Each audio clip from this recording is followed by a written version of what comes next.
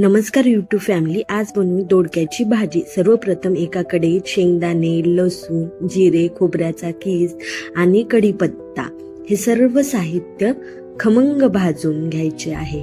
भाजलेले साहित्य पूर्णपणे थंड झाल्यावर मिक्सरच्या भांड्यात काढा. त्यात ताजी कोथिंबीर घाला आणि पाणी न टाकता हे जाडसर वाटून घ्या.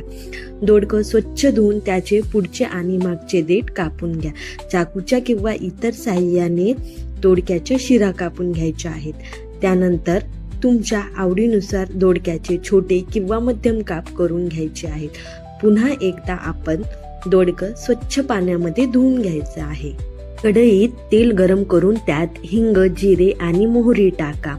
मोहरी, जिरे छान तडतडले की तयार केलेले कोरडे वाटण त्यात घाला. हे वाटण तेलात 2 ते 3 मिनिट व्यवस्थित परतून घ्या. त्यात हळद, लाल तिखट आणि कांदा लसूण मसाला घालून मिक्स करा. मसाल्याला तेल सुटायला लागले की त्यात दोडक्याचे काप टाका आणि सर्व मसाला दोडक्याला लागेल असा हलवून त्यामध्ये मीठ टाका आणि नंतर कोमट पाणी टाका. 5 मिनिटासाठी आपण झाकून ठेवूया. बघू शकता तयार झालेली आहे आपली भाजी.